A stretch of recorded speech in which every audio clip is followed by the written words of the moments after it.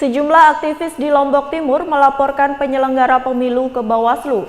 Pelaporan ini terkait adanya tindakan penggelembungan suara yang dilakukan penyelenggara untuk menguntungkan caleg tertentu.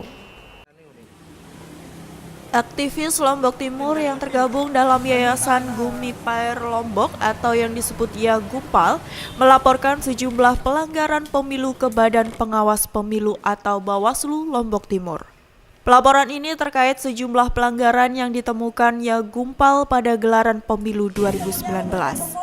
Adapun jenis pelanggaran yang ditemukan YAGUPAL berupa adanya oknum penyelenggara pemilu yang merubah hasil C pleno dan melakukan penggelembungan suara untuk menguntungkan caleg tertentu.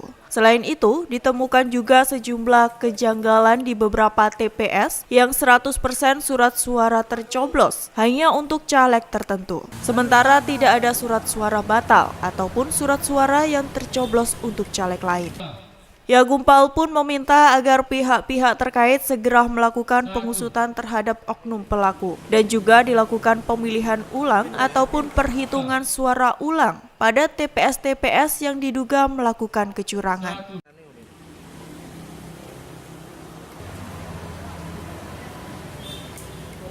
Temuannya salah satunya ya.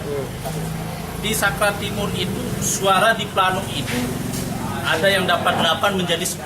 Itu sudah nyata, itu dicoret itu.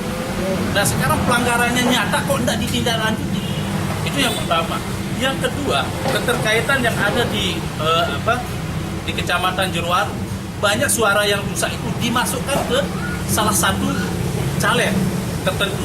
Jadi suara sah lah gitu. Dari suara yang tidak sah itu malah yang rusak itu dimasukkan ke salah satu caleg. Itu temuan kami. Menanggapi hal ini, Ketua Bawaslu Lotim Retno Sirnopati menuturkan bahwa Bawaslu Lotim telah menindaklanjuti laporan tersebut dengan memanggil pihak-pihak terkait untuk dimintai keterangan. Dari Lombok Timur, Nusa Tenggara Barat, lalu Dedi Setriawan, Tim Liputan melaporkan. Pindah